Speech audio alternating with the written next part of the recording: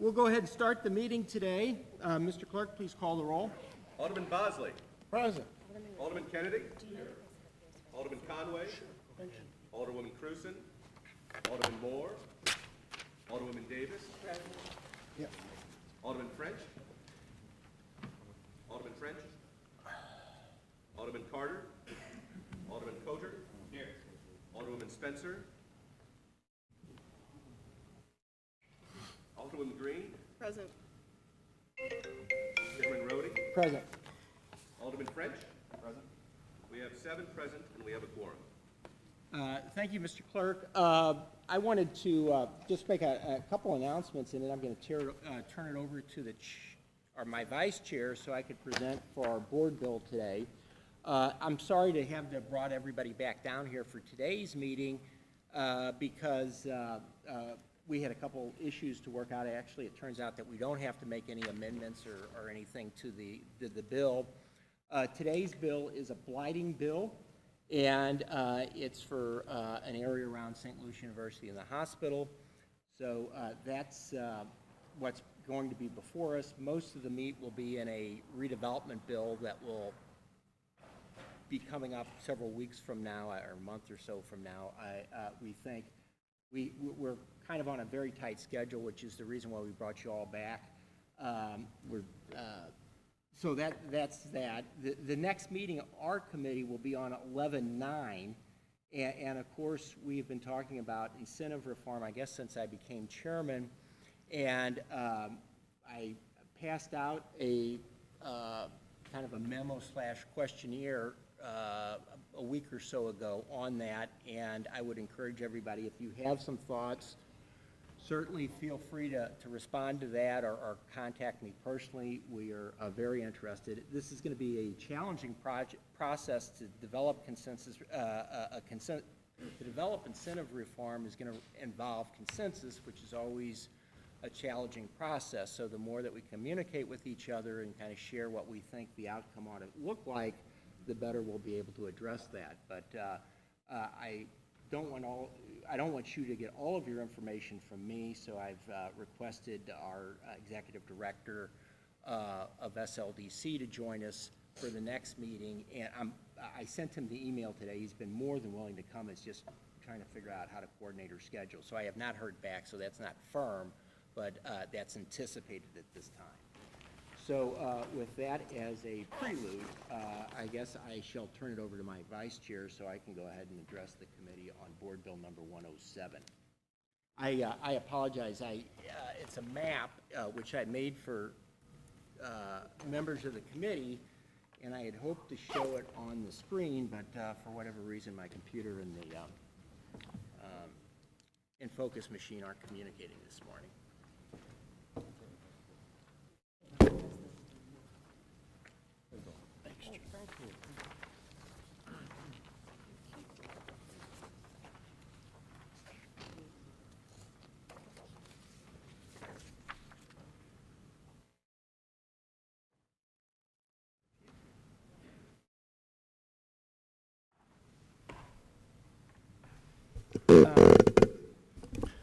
Madam Chairwoman, members of the committee, last time we did have a public hearing, which was we had advertised for, and the intent was we wanted to live up to our commitment of advertisement, and we wanted to share some information with you all.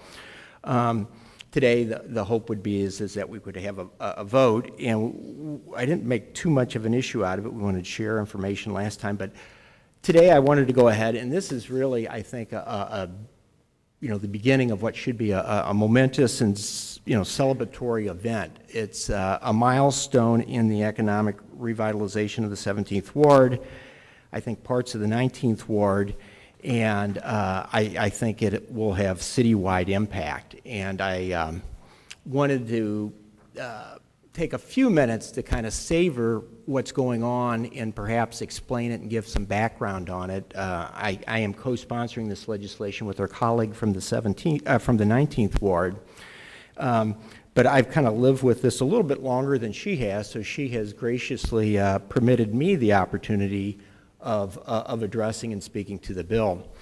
I know that many of you look at what's happening in the 17th Ward with the development that's occurring there, and for a Rust Belt kind of old industrial city like St. Louis, it is fairly substantial.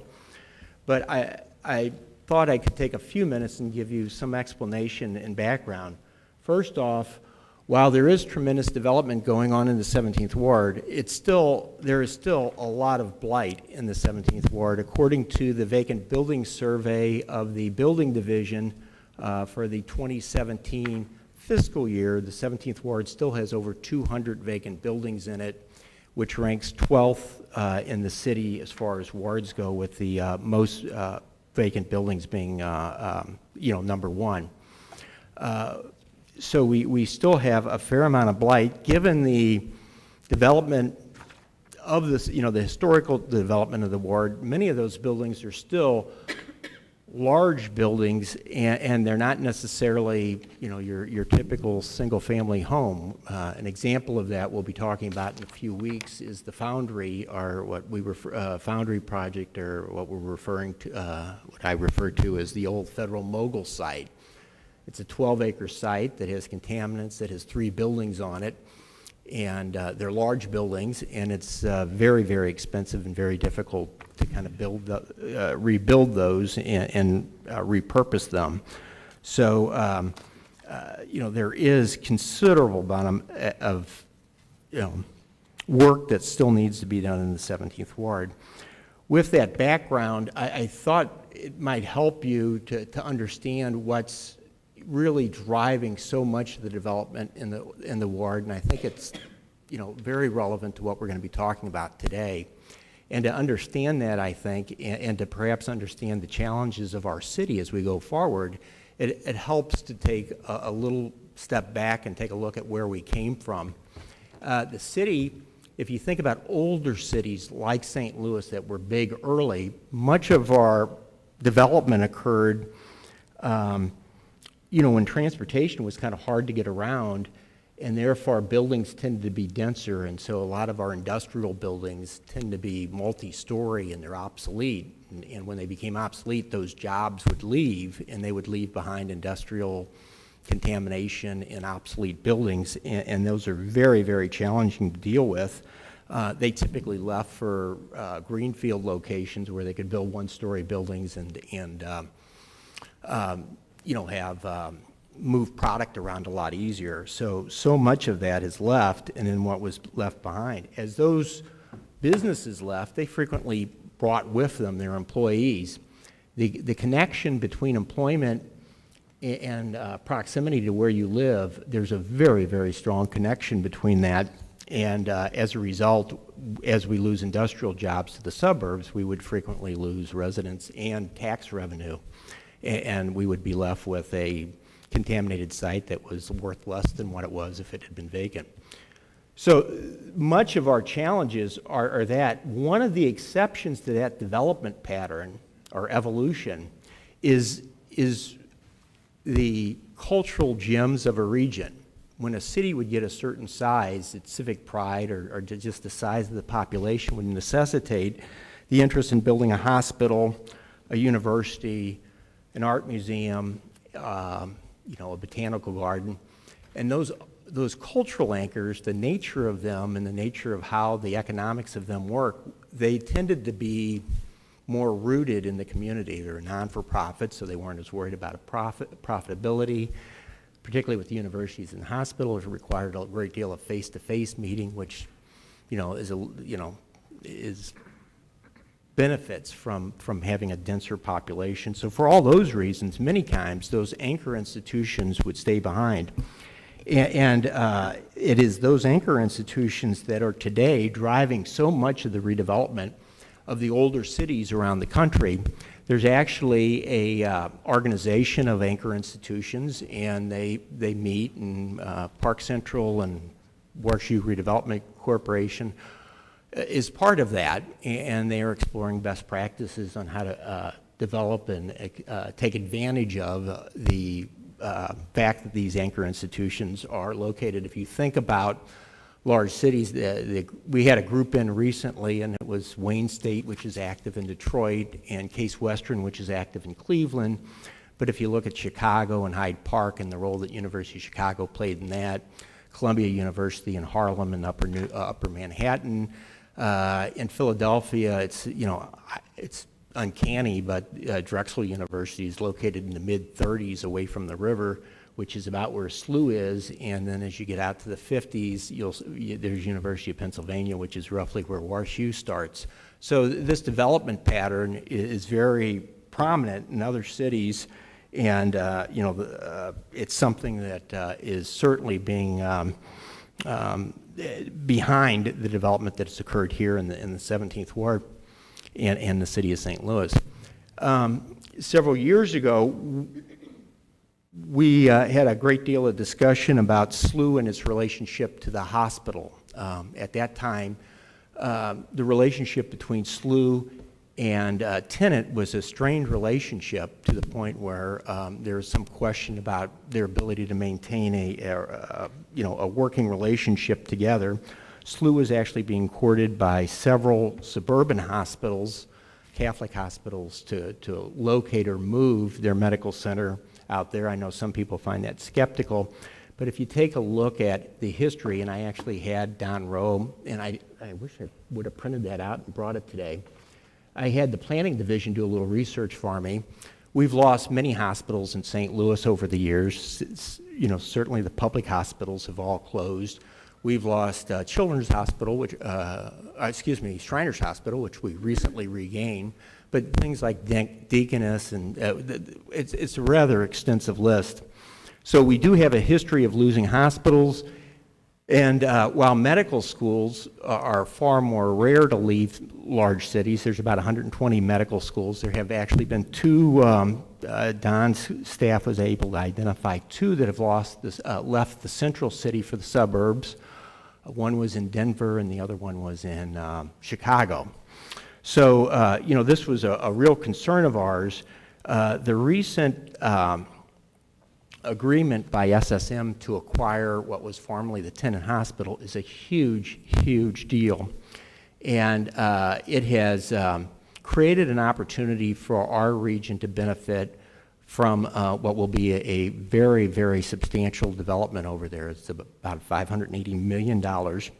And we are, working with the folks at St. Louis University and SSM, are very interested in how to go ahead and take advantage of that in many of the same ways that we've been able to take advantage of the development occurring at the Washington University Medical Center and Cortex.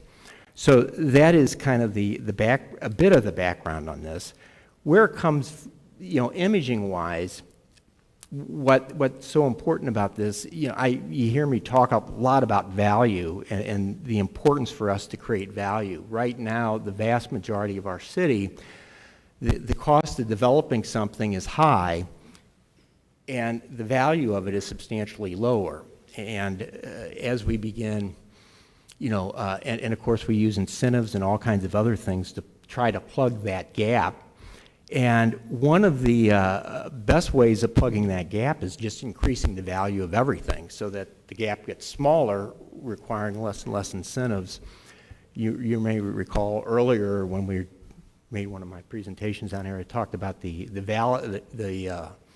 role that imaging and branding play in improving value. And the fact that we've gotten a major institution, one of the major institutions in our region, to say these 140 acres, or 395 acres, we're going to use our name in association with bringing back this development instantaneously creates value and makes everything down there, more relevant. It'll help attracting investors. It will increase confidence in people living down there.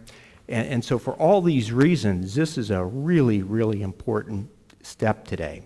Now, if I could, the map before you, I wanted to give you a little bit of history.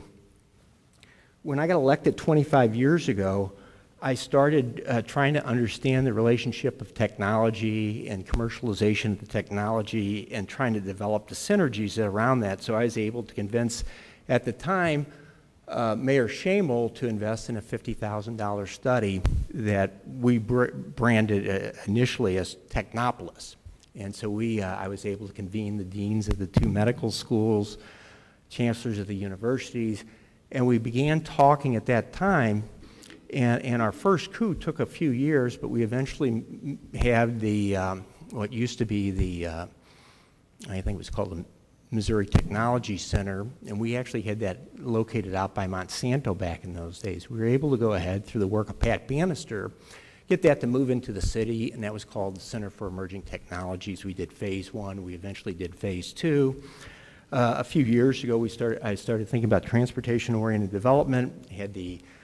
Was looking around. Site assemblage is such a challenge for us. I was looking for site assemblage money. We were able to get Bill Danforth and John Dubinsky interested. They eventually got involved in what was Technopolis, morphed into Cortex, and we dusted off the old plan. We revised it, and we actually came up with a map, and the map is the red square. It's not a square, but it's the deep red line there that you all see. And that was the map that we started using about 15 years ago when we started thinking about linking the technology or the research that's coming out of WashU, St. Louis U, and the Missouri Botanical Garden. I now have, this will be the fourth 353 plan that we have that touches the 17th Ward. The original one was Washington University Medical Center. Botanical Heights was the second one. Cortex was the third one. And this would then be the fourth 353 plan. And you can see that over 25 years, we've actually made, quite a bit of progress. So that is kind of the effort and background on how we got here today and why I think this is such an important component. We now have another major institution lending their name to the redevelopment of about 400 acres around their campus. So with that, I have a number of folks down here. We had last week Don Rowe present to give us an explanation of how the 353 process works. I think Larry Marks is here. This background, you start developing these relationships. 25 years ago, it was his company, Development Strategy, that initially developed the plan, and then they did the revision, and they're now working on this 353. So Larry is, and his company is probably more familiar with this area than I am, since they have access to all the statistics that they've collected over the years.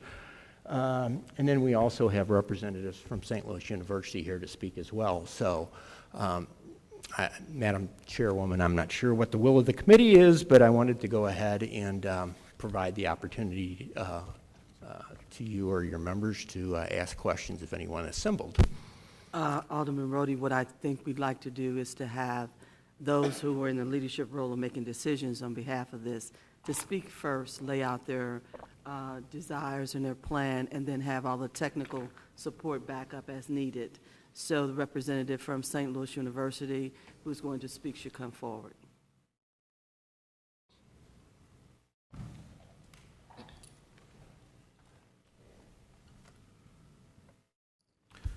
Good morning, Good morning. members of the committee, Thank you. Madam Chairperson. Thank you so much for the special meeting and your time. We appreciate it. Okay. As Joe mentioned, the university Could you is... give us your name and title, please? I'm sorry. My name is David Heimberger. I'm the Chief Financial Officer at St. Louis University. I've been working on this project for slightly over a year. Okay. Thank you.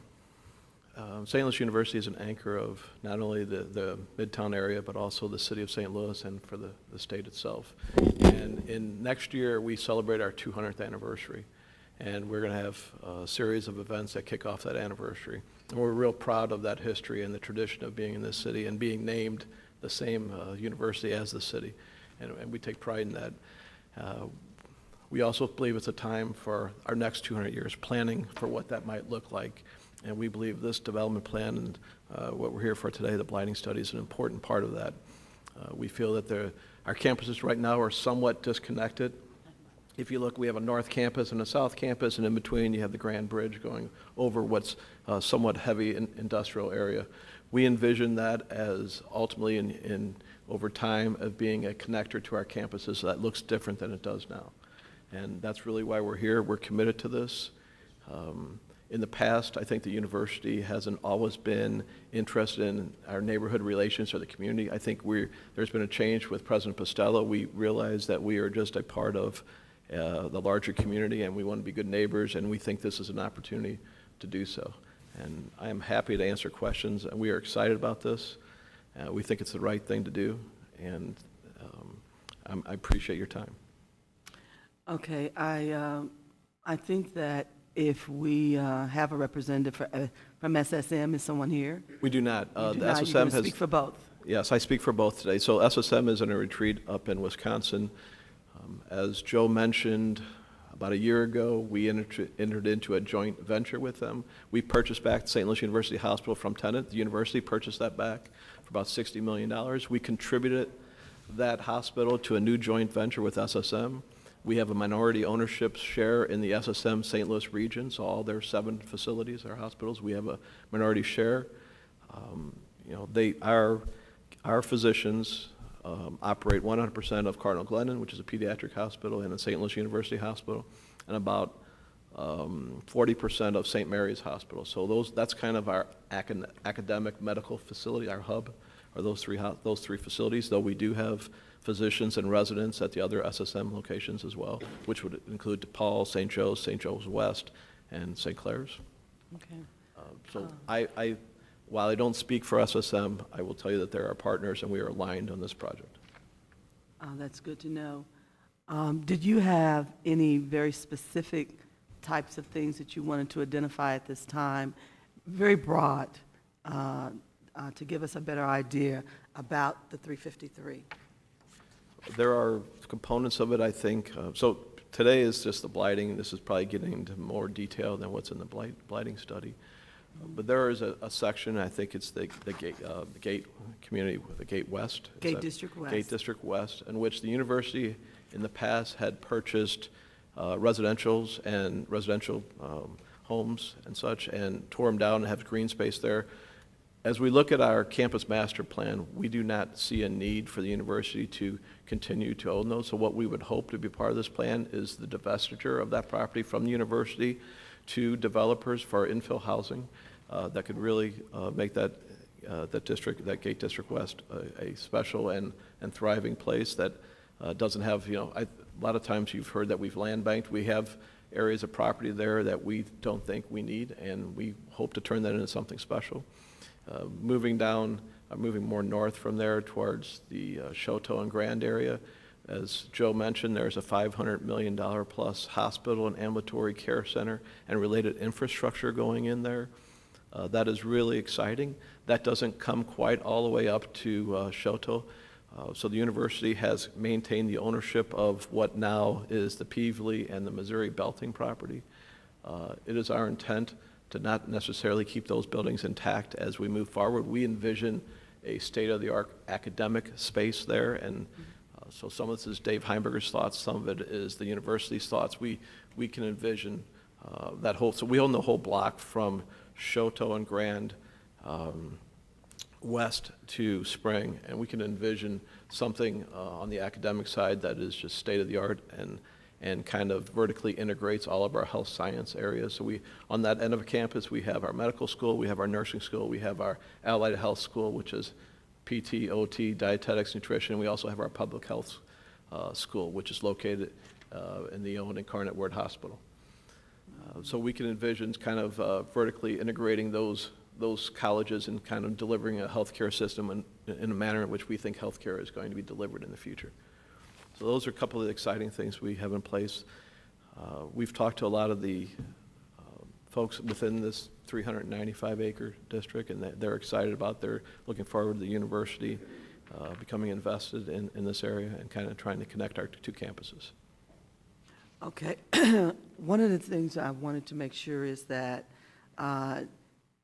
if you had anybody here present that you wanted to give some other information that's technical, let's get that out first before we start asking questions. Yes, thank you. I'd like to ask Don Rowe to come up. Don can walk through the process of how this blighting plan leads to the redevelopment plan.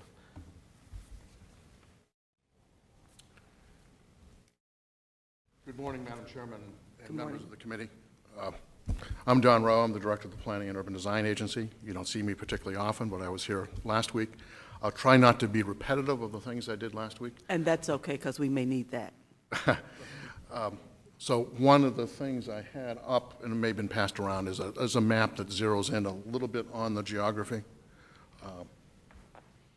Is that the map that we've already received? It's a slightly zeroed in. Joe, did you take that one? We'll do it. All right. Oh, you have a different map, okay. It's the same map, excuse me, it's the same map I used last week. Okay. This is it. So let me do remind ourselves of the fact that, yes, the HUD's committee, the Neighborhood Development Committee, sees lots of redevelopment plans. And the ones you see are under Chapter 99, and you see them concurrently with a blighting study. So a blighting designation is a precursor to allowing the city to use the toolbox of the redevelopment statutes, whether it's under Chapter 99 of state law or Chapter 353 of state law. So as we're here today, it's step one of what will be a two-step process, which you often see as one. So it gives a little extra pace to making decisions. It gives a little extra pace, I hope, to your understanding. The process will have steps that will begin at the Planning Commission and come to you. That's why you're seeing me and not Otis or Dale. And the 353 is a tool that we use rarely, but for a geography. And so often we see these days a redevelopment plan in whatever form, a 99 or a TIF, that's site-specific and property-specific. And that is a way to wield the city's toolbox. This, as Alderman Rhodey elaborated, is for a portion of our community, our city, that has a number of things that are geographic-based, a number of areas that have been blessed by anchors helping to support them. And this geography that we're talking about today is no exception to that. It is 395 acres, so the proposal before you is that we'll blight 395 acres that has 610 parcels in it. And it's in multiple neighborhoods. It's in Midtown, the Gate District, the Tiffany neighborhood, and the map has a couple different designations on it, but it's generally bound from I-44 on the south, which immediately north of that is some of the geography that the previous two speakers have talked about. And of course, it includes the medical center that's under SLU's jurisdiction and now partnered with SSM. It goes essentially to the St. Louis University main campus, so it gets up to Laclede Avenue and I-64. And then it's Van de Venner and 39th on one side and Compton on the other, 395 acres. As we talk about that geography, and Alderman Rhodey gave a history of us being a city that has a history and an institution that has a 200-year history, this geography has changed over time. In the core of it, between these two nodes where the university operates, is what was the old industrial heart of the city of St. Louis. We've seen portions of that redeveloped through Cortex. I like to remind people there used to be a Studebaker plant in the Cortex geography. And this geography is this topography. There's older uses in the lower part of the topography. There's rail on the lower part of the topography. And what's one of the key parts of that lower part and the geography now and the rail is Metrolink. So there's a Metrolink station at Grand, an awkward one in many ways. But as we think about building a geography and thinking about pedestrians and thinking about students and thinking about the people that are attracted to our community to live and work and play, this is what we're meaning to do here. Look at this area in a comprehensive way for redevelopment. We got to blight it first. The redevelopment plan will come forth from a consortium of it. It will be an entity that will offer up a redevelopment plan. It will be submitted to the Planning Commission, will review it, will be sent off to you for your review and approval. They are, in essence, will be the master developer. They will partner with others to affect the plan. It is under the 353 rubric. And one thing to realize is that gives some responsibility to the anchors that are there in this partnership to affect that plan, to look at this plan, to look at this area 24/7, to be promoting the implementation of the plan, which when you see it will have detail that gets down to the specific block, in some cases specific buildings. And that's important. But what's important also is that sort of custodianship for this area that comes with the 353. One thing that has changed in the last few years is that entity, that corporation, will not have the right and use under 353s for eminent domain. So it's the power of the plan, it's the power of being a stakeholder or a group of stakeholders, and it's the power of negotiating agreements with individual property owners in that area. But to do so in following a plan, and that we see. So it is that very component that gets us, that's the next step that you'll see in detail. But today, it really is this look at the examination for determining blight. We did submit, for the record, last time, the blighting analysis report for the whole area, which Development Strategies did and addresses every building and further provides input for the determination of blight, which the Planning Commission reviewed and affirmed that this is a blighted area. I say that in part because I'm the one that would be called upon to say, the Planning Commission act in the proper faith and do this right. We did. We did it with the help of Development Strategies. If we wanted some detail from them, we certainly can get it. Many of the buildings, 40% of the buildings, were constructed over 100 years ago. This is a transformation area. I did mention the positive of the Metrolink station. Much of the street system is a bit outmoded in that core geography in the bottom of the valley. The predominance of blight is what's the situation for the 390-plus acres. Certainly there are some properties that have done well, are doing well, but for instance, 50% of the manufacturing and warehouse space is vacant. Much of the geography and the physical infrastructure is lacking with crumbling sidewalks and deterioration in the rights of ways. So we can say that those are fully documented in the blighting report. We can ask Larry Marks if you desire to go through with some more details of that analysis. But in essence, I just wanted to, one, say yes, indeed, that we're looking at a geography comprehensively with step one, blight. Step two will be this redevelopment plan with an entity that will be formed to be the custodian of that plan, and they'll offer up the plan. So, Madam Chairman, if you'd like, we can bring Larry Marks up, or I'll yield to whatever your wishes are. I would like to ask Mr. Hamburger if you have any additional speakers.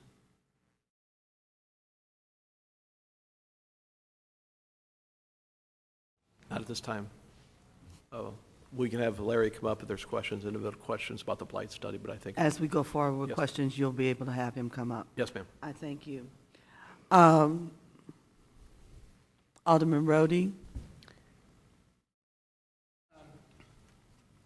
Just a couple comments. First, this is a 353 plan, but it has no eminent domain, so there's no eminent domain. Can't say that we'll never do it. I never like to use the words always or never, but at this time we don't envision that. But if at some point in the future there is the need for that, that would be something that we would vote on separately and independently.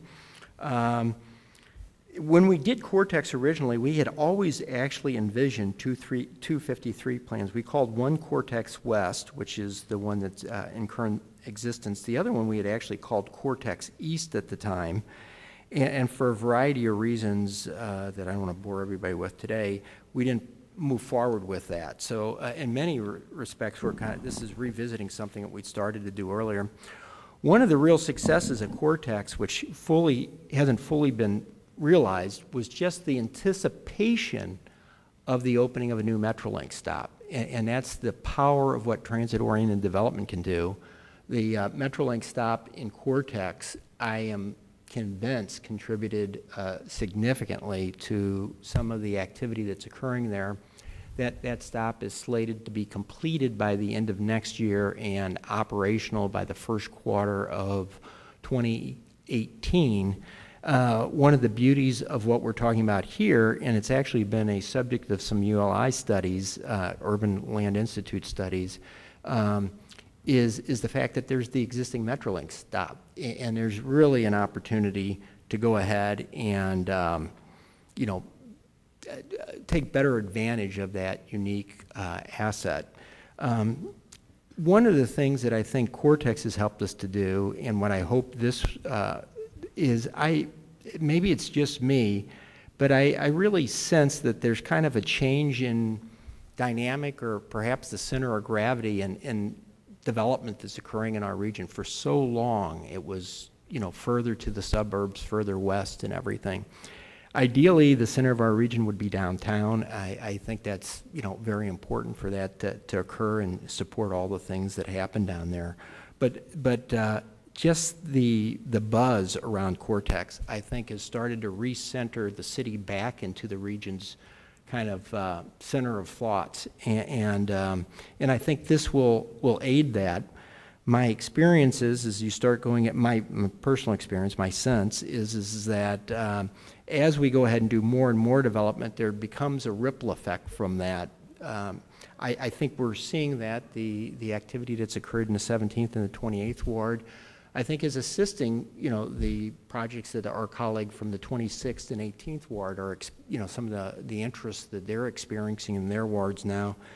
And I have had some conversations with our colleague from the 18th about how, kind of at a very beginning level at this point, and of course, I know, Madam Chairman, you have quite a bit of activity in your ward, but I think the synergies of what's occurring in your ward, and you and I have spoken quite frequently about how we can better work together to make that happen. And as these nodes of activity kind of close in on each other, I think they begin accelerating the development. And I envision a time when, Grand Avenue is, kind of connected to the Central West End, which is later then connected to downtown. And all of this stuff, I think, adds to that momentum. So with that, I kind of conclude my remarks and welcome any questions. I'd like to just make a couple of comments before we start questions from the committee. One of the things I wanted to do was give us an opportunity to even further understand where we are. And I appreciate Don Rowe because he used the word plan 8 times in his presentation in the very beginning, which is critical because that's one of the things that you have been talking about, Alderman Rhodey, and I have been begging for, is the fact that we need to have very comprehensive plans as we move forward and not have patchwork in subjectiveness to our city and how it grows. And so I just wanted to share with you just a little bit of history as we go south from the Jeff Vanderloo neighborhood and up to where we are now in the area that we're talking about. In 1999, we knew that there needed to be a plan. The new alderman there, I was in position with the St. Louis Public School Board. All of us knew there needed to be a plan. So we worked on a plan. We worked for a year and a half. Every 2 weeks we met with all the stakeholders in that community. That community made the decisions, and we developed a comprehensive plan for the 19th Ward. That comprehensive plan was the synergy for us and how we move forward. And if you look at the things that came out of that plan, and we had planning committees which consisted of housing, health, education, human services, and economic development, all stakeholders made decisions about what they thought that community should look like. And today I can say, because of a plan, because of everybody communicating, that plan has saw its birth, and even sometimes to a higher degree. And I just jotted down a few things, and you look at the Vashon High School, the community college there, the new Blue Mire, which is now called the Renaissance, that has affordable housing in it, including public housing, which many people don't know there are public housing units in Renaissance, but you can't tell the difference. But people are living well. We have Habitat homes that were built. We did 4 Habitat home builds over there, again, affordable housing. But you still had Grand Center with their individual plans that were supporting what was coming south from Jeff Vanderloo neighborhood. And also, when you look at that, you also had all of the things that were going on with all the other needs for the future as we will continue to plan together. And so I appreciate the fact that St. Louis University, SSM, is taking a huge leap and making sure that they are very solid in their development process and want to put an anchor there in place to work from. That's very important. And so at this time, I'd like to start with our list and ask our committee members to ask questions. We lost Alderman Bosley. Okay. We'll go next to Alderman Kennedy. Thank you, Madam Chair. Just a couple of quick. This bill is simply just the development, Just the blighting. adoption of a plan. The approval of the blight, The blight. blight study. And blighting as well? Blight is the precursor to a plan at a later stage. You blight and then you So do this is plan. all about blighting today. Yes, they go hand in hand with this stuff. I understand that. I just don't see-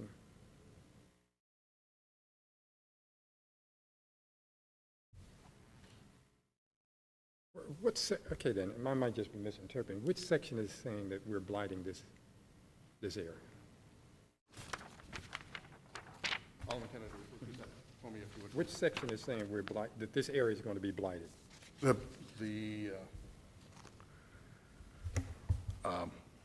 Actually, I don't have the board bill You in need front the of me. bill? Exactly. This is the hashed part. Yeah. That's No, it's the whole red outline. So this Though, is in the summary, remember, this is says, ordinance finding and declaring that it exists in the city of St. Louis a certain blighted area as defined under section 353. So that's in the introduction. And then section 1, there will be, as a result of ordinance saying, there exists within the city of St. Louis a certain blighted area as defined by that section. The redevelopment of this blighted area, of that designated blighted area, will come forth and be presented separately as a plan. Right. Yeah. I understand that. So then this section 1 is the one that's... This that section 1 area is the operative thing, saying your action today is creating this blighted area, so it exists to be primed to have a redevelopment plan submitted. That's all. Thank you, Madam. Thank you, Alderman. It just seems a different language. No, it's not. Alderwoman Cruzen. I don't think that works, but I can speak up. So, thank you. Okay. So the area that is being blighted is it, I know there's a legal description here, but most of us probably can't read that. Is it the entire red line on here?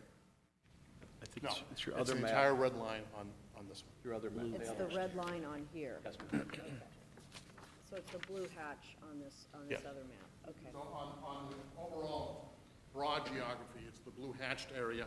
Got On it. the slightly zeroed-in It's the red. geography map, it is Okay. the red bounded area that comprises the 390. Of course, this is up to the sponsor, but I would really recommend that a map be attached to this, so that when it shows up online and all kinds of other places, somebody knows what, you know, what's in, what's out. We have plenty that we could, Yeah, we have some that we could I provide. leave it up to you, but if this is all we have, then it's hard to tell. So, this is just the blighting of this area. This does not name a developer, redeveloper, rather. Does not. I don't see St. Louis University mentioned anywhere in this board bill. They would come forth as the developer. Okay. Excuse me, a 353 corporation being formed under the leadership of St. Louis University will come forth as the developer. Okay. And 353 allows tax abatement up to 25 years? That's the right word. It allows tax amendment up for 25 Doesn't- years. I mean, it could be, or maybe not. Right. And would each of, who would decide then, on a project-by-project basis, what abatement? Would that come back to the Board of Aldermen? I would How does anticipate. that work? I would anticipate that that will be articulated in the redevelopment plan as to how that would work. And the redevelopment plan will be approved by the Board of Aldermen. Meaning in this geography, it might be tweaked, it might be different for different parts of the geography that have different challenges. One project might get a different abatement than another project. And of course, Or a with the geography, St. Louis yeah. University project, it's tax exempt anyway, so it's. There are not-for-profits in this area that are tax exempt, yeah. Abated, okay, not abated, but exempt, okay.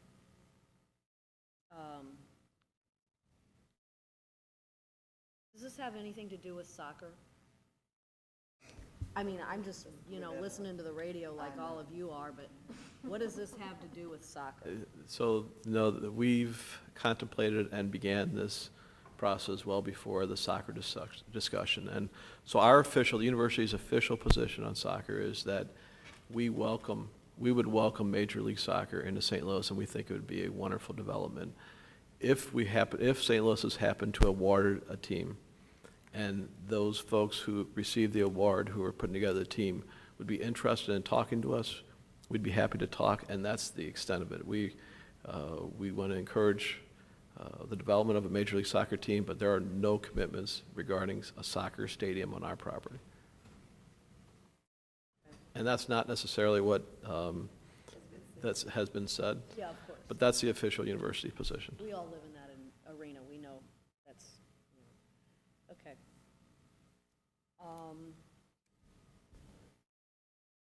Why is, St. Louis University has been there at Grand and Lindell for a long time, and the hospital's been there to the south at Grand and Shoto, 44, or yeah, in between for a Shoto long and 45. time. And so why now for this, blighting of everything in between? I mean, I happen to think it's a good idea to have a developer who has a vision for an area, to be able to think through projects and what happens there, but why now? It's That's been a long time. That's a great question, and be careful how I answer that question. I have a lot of history. You do. If I Sure. actually predate David's involvement with this, so if it's all right, and if I say anything that you disagree with, it was originally the intent to have an area down there that was originally going to be Cortex East, and that dates back over 10 years ago. So if you recall, for a variety of reasons, perhaps most significant was there was Cortex 353 does contain eminent domain. At the time, there was a Supreme Court decision that came down right in the middle of, well, I guess right as we were completing that, or right at, and that delayed it, and then there was, I guess, a number of issues among some of the institutional partners that we were kind of evaluating. It kind of got slowed down. The issue came up again, frankly, when some of the problems started developing. I don't want to air too much dirty laundry at a public meeting, but there were some issues, I guess, between SLU and tenant. And when we were talking about several years ago, the pet building and all that, that you know, we started having discussions again at that time. The opportunity here for the city is we have thousands of people working down there, and they go home at the end of the day, and they may grocery shop on the way home, or they may do all kinds of things on the way home.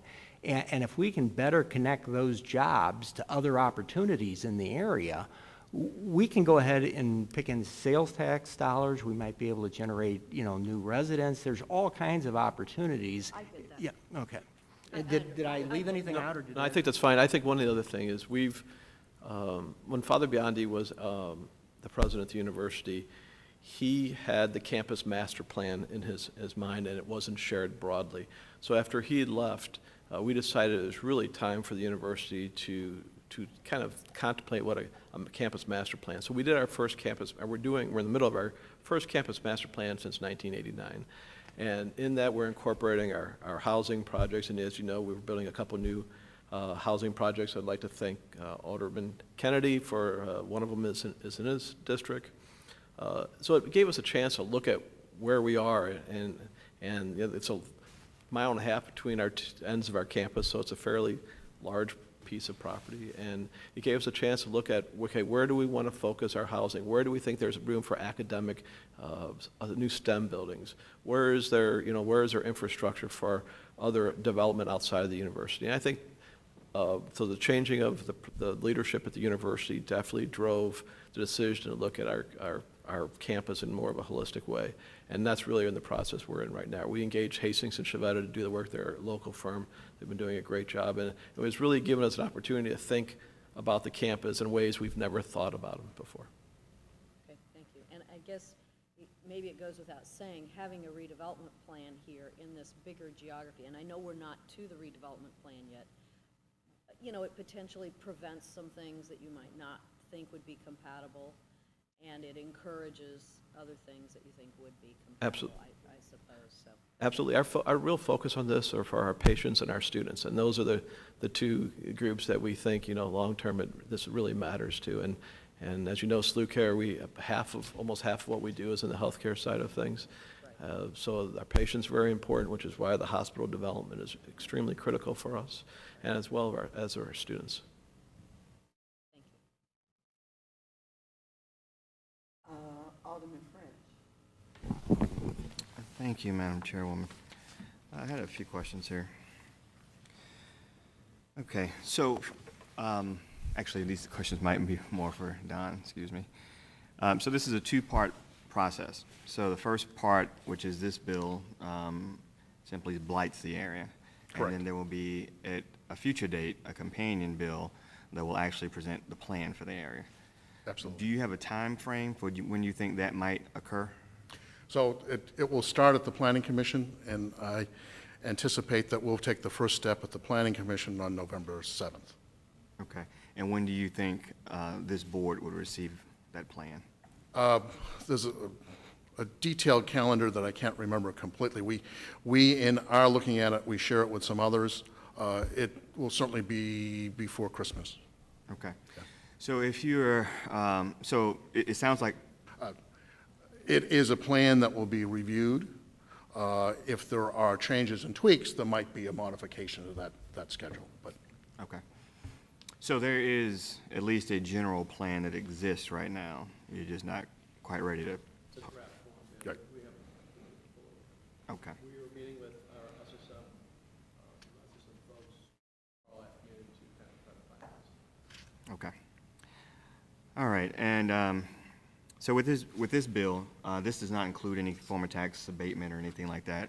Any incentives would be included in the redevelopment plan that will come at a future date. The area that is being blighted, how much private property is included in this area right now? And are there any residential areas? There is private property and there are residential areas. I might refer to Larry Marks from Development Strategies to give us the math, if you'd like that. In terms of, my name's Larry Marks, I'm with Development Strategies. I'm a principal with Development Strategies. Good morning. In terms of that property, as was alluded, it's 395 acres, 611 parcels. Of that, the university and SSM interestingly enough, between the number of parcels and the acreage, control 53% of that right now. In addition, there are, Green Street, as you know, is proposing the Armory as well as the Lawrence Group in terms of the Foundry. That's all within there. That's another 4%. Then there, the state of Missouri and bi-state and the city, et cetera, own another 5%. So collectively, there are in the neighborhood of over 60% is all sort of controlled by universities. The balance of those parcels and then the acreage is in private hands right now. So about 40% is in private hands. Roughly 40%, right. And are these homes, some of them? There are homes primarily along Park and Compton, that area, which Alderman Davis is very familiar with.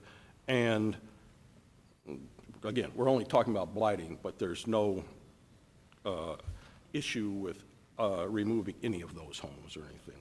We're beyond what we're talking about here, but the idea is to maintain that and even infill. Okay. And I'm not sure who could best answer this question, but what is involved when someone's home is blighted, as this bill would do, and is there a negative effect of that on their property values or anything that they would want to do with their property? No, I would, in essence, by having a redevelopment plan for this entire area, and this is more sort of Don's bailiwick, but that's going to stabilize and give security to those homes and new people moving into that area that would benefit from that. As we said, there's no eminent domain going to be involved, so, and they can even take advantage potentially, and we're beyond the blight again, if there are some incentives to help even improve their homes or do some other things, it's possible in those residential areas. Okay. So SLU Zone South Campus is in this area, so SLU Zone's South Campus would be blighted under this. Any negative consequences of that? Okay.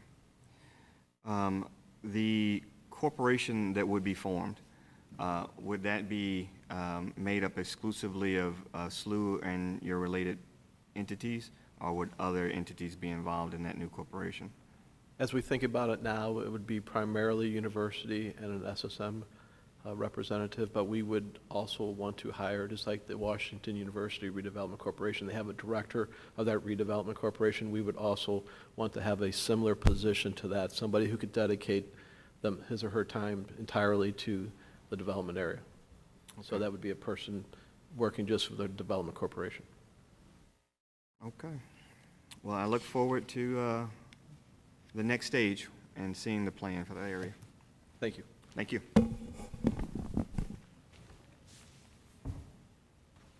Alderman Coulter? No questions. Alderwoman Green? Thank you. I have a few questions here. So what is the rationale of bringing this to us to establish a blighting area before we see the plan?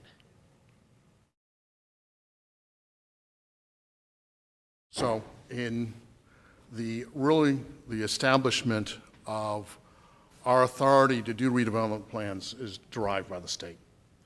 And in the history of making the determination of where redevelopment is needed is in a community is do the analysis of where there is a blight and a need for change. Make that statement, make that determination, and then get redevelopment plans that would change that blight. And make it be an improved area on behalf of the city, including being in compliance with the city's comprehensive plan. That's a universal principle to all of this across the state. I will say over time in the state of Missouri, it's gotten more and more sort of fast-tracked to have the methodology be a toolbox to just get the incentive that comes along with the typical, more prevalent redevelopment, which is a Chapter 99. And that often, as we've gotten customary, it's not exclusive, has gotten to be for just a single parcel to do a blight and a redevelopment and offer tax abatement. And the step that we're taking is doing that step back, look at a geography, define the geography, determine its designation as blight, and then get a redevelopment plan that's going to propose how to eliminate that blight. So then we'll be able to look at the private developers' foray into their recommendation in this comprehensive area, how to eliminate that blight and improve it on behalf of the city. So in doing this, it would then allow the developer to have greater justification for getting a tax abatement in the future? It's not more or less justification. It's a requirement that all areas preceding getting a redevelopment plan or tax abatement be blighted. Correct. Yeah. So I guess I'm just trying to understand so I guess my concern here is we have a couple of pretty large projects that have kind of come into the public purview recently, whether it's the MLS stadium that may or may not actually go there, or Foundry. And so my concern, I guess, about this is we do this and we don't really know what kind of projects we're looking at or what kind of foregone revenue we could be looking at if we are choosing to blight this entire area. So this is revenue neutral until we look at the redevelopment plan. Correct. So I guess what I'm trying to get at is then if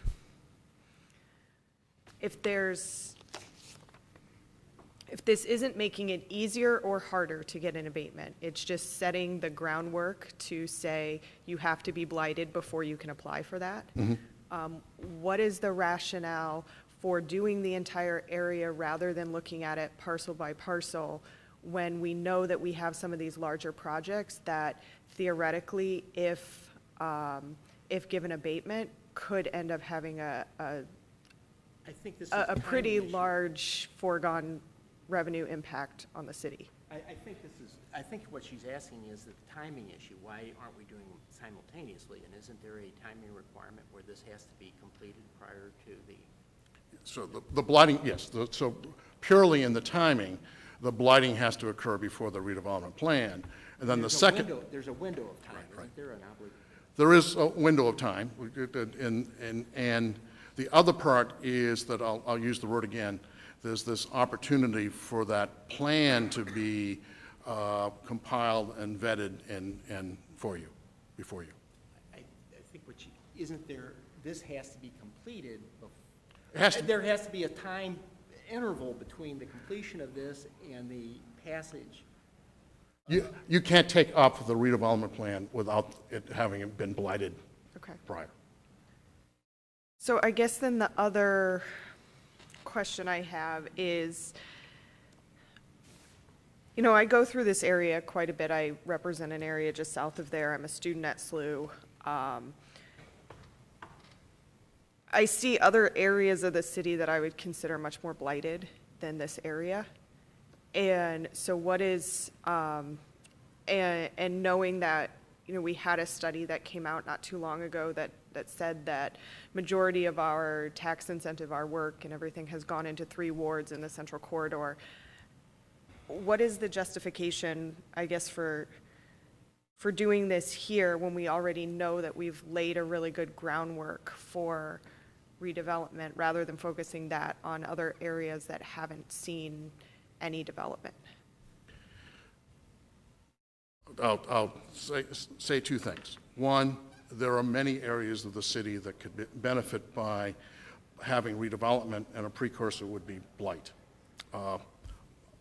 Second is, remember, one of the things about this particular vehicle we're using is we will get a plan for the geography. And it's for a geography, and I personally think that's a very good thing for the city, for us to have a recognition whether the boundaries were much larger or smaller, a recognition that it is a geography, more than one parcel, and there'll be a plan that will be vetted and run through the Board of Aldermen to put in motion transformation of that area. Okay. I think that's all the questions I have for now. Thank you. Alderwoman Ingrassia, did you have any questions? All right.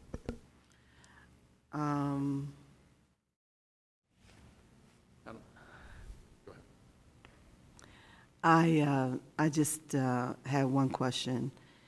In the future, after you celebrate your 200-year anniversary, how does this plan fit in the number of years that you believe you will be in the process of developing the plan?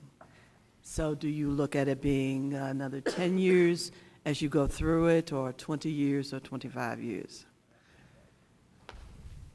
Madam Chair, I think that's difficult to question to answer because it's based on the interest of some development outside of the university within that area.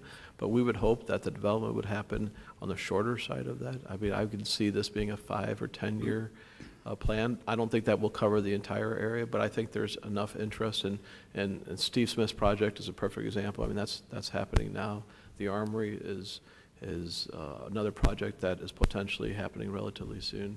The hospital we know is going on down there. So I think it's going to be some interest immediately, but in order, I sit on Cortex's board. As you know, St. Louis University and Washington University and BJC, and those are the charter members of Cortex, so I'm fortunate enough to sit on their board. I will tell you, even as much buzz as they have created now about how well they've done in their development, there are still other opportunities within the district that they see, and they've been at it for a while. So I guess running parallel with that, we would hope that we would see immediate development in the area, but knowing that there is an opportunity for a longer-term view of it as well. So I would think that there would be a blend of that. I'm so glad you answered that question right, because that's one of the notes that I have here, and I refer back to Cortex. Many people don't realize that it took Cortex over 8 years to even get the first concrete plan on the table after the TIF was approved and then 353 was approved, all the things that were approved to assist that project. And even 15 years later, as much as has been done, based on the actual development plan that we talked about, there's still a lot to be done. But what we like about it is the fact that we have the commitment there. The stakeholders that are involved on that board, they're not going anywhere, like WashU is not going anywhere, you're not going anywhere. And so we have strong anchors that are supporting the ideas there and making sure that they reach out and make sure that they are, actually attracting good projects and that those projects are completed. And so with the 200-year history of St. Louis University and the history of SSM in this region, I'm looking forward to this. I know you know from working with me, sometimes I get a little tough, but I think we work well together. I know that when we look at Gate District West, the community, I had the neighborhood meeting last week. They're so excited that we're going to do infill housing because, again, that was a part of another master plan, buying on that property, but you know you don't need it. I appreciate the fact that we're going to be putting some housing there. I look at the Tiffany neighborhood and how grounded it is and some of the things that, we've been doing on our own over there. We've done some habitat homes over there. We're very interested in making sure that every community has affordable housing. Last night at the Tiffany Community Neighborhood Meeting, Habitat made a presentation. We're about to do 2 more bills in that area. We found 7 more lots that we can fill in. So we're happy about that. We're also happy about the fact that the Tiffany neighborhood just finished a community needs assessment by the residents. Park Central Development has helped us with that.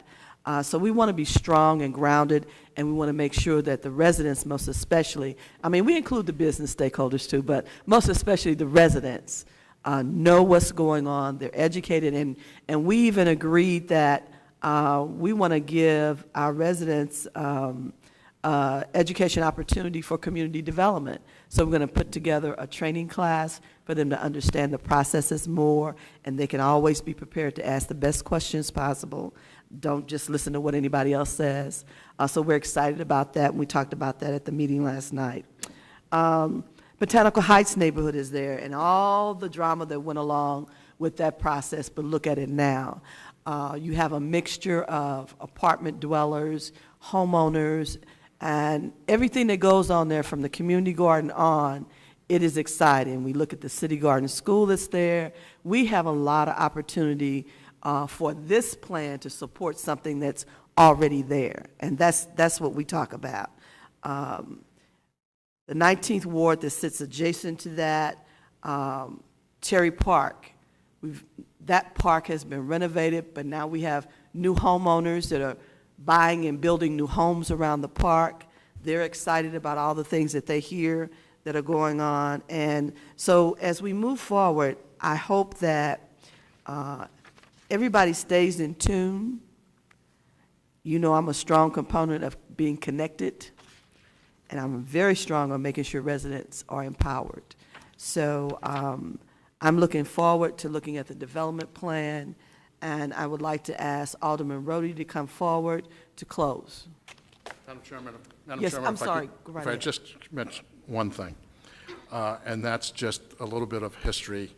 As a gentleman that you and I worked with quite closely that was one of the best at asking questions, and some of the efforts you talked about before was just to remember Nomen Say. Yes. Alderman Rhodey. Yes, Madam Chairman, I don't think I have to add anything, but I would appreciate the committee's endorsement of this initial step in our plan to eventually create a redevelopment area for this part of town. Call the roll, I think. Okay.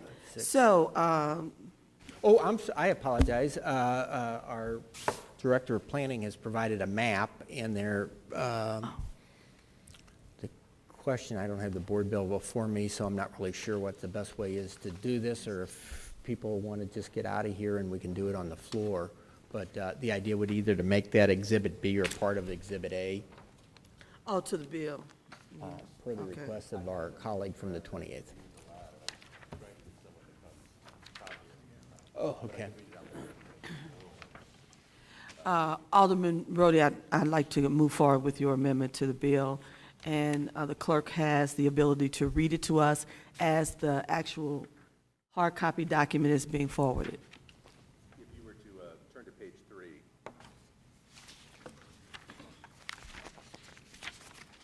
On line 4, that's where I'm going to, that's what we're proposed to amend it. Amendment 1 to Board Bill number 107, to amend said Board Bill, page 3, line 4, to page 3, to page 8, as follows. Beginning on page 3, line 4, after the words "as Exhibit A," insert the following words and figures, comma, and depicted in Exhibit B. Beginning on a new page 8, after Exhibit A, insert Exhibit B, and we should have Exhibit B in front of you, which is this map.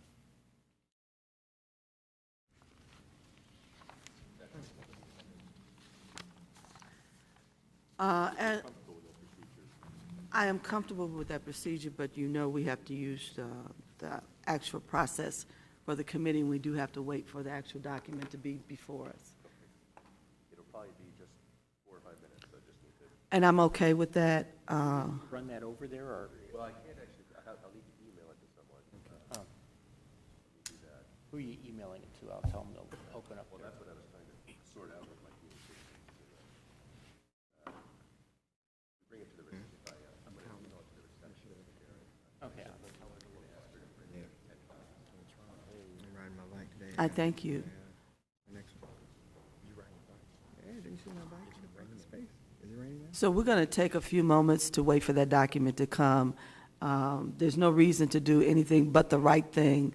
I wouldn't like for anybody to come back after this vote is taken with criticism.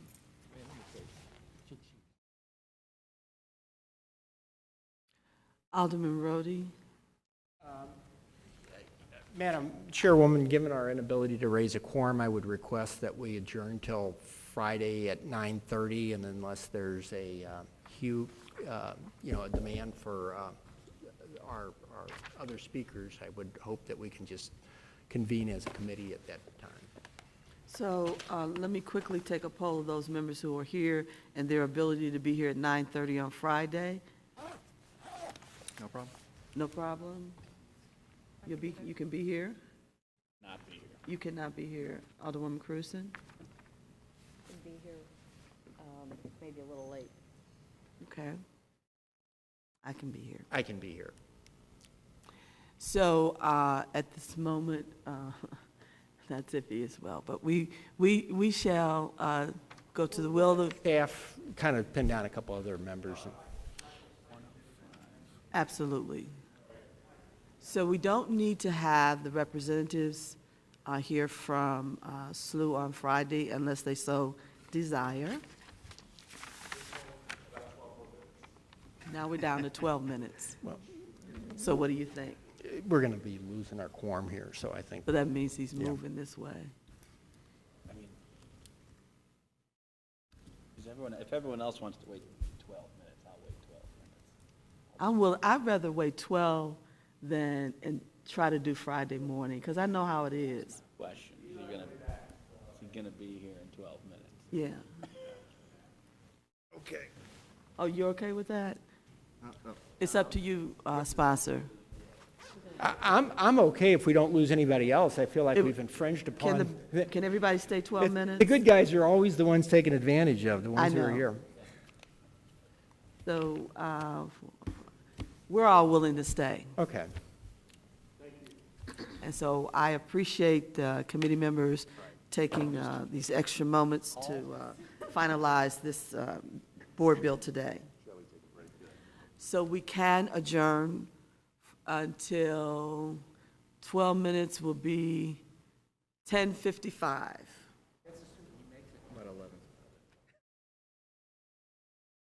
Oh, okay, we're ready. So Okay. we'd like to resume our committee meeting, please. Madam Chairwoman, I would request that we adopt Amendment 1. It's been moved and second to adopt Amendment 1 to Board Bill number 107. Could you please call the roll? Alderman Kennedy? Aye. Alderwoman Cruzen? Aye. Alderman Davis? Aye. Alderman French? Aye. Alderman Coder? Aye. Alderwoman Green? Aye. Chairman Rhodey? Aye. We have 7 ayes and 0 noes. Did I say aye? Okay, thank you. I didn't remember. Alderman, would you like to Yes, continue? I'd move that we approve or adopt Board Bill number 107. As amended. As amended. Second. Previous roll. It's been requested previous roll. Hearing no objection, we have approved Board Bill number 107. We thank you for your patience. Thank you. Meeting adjourned. Thanks, everyone on the committee for having me.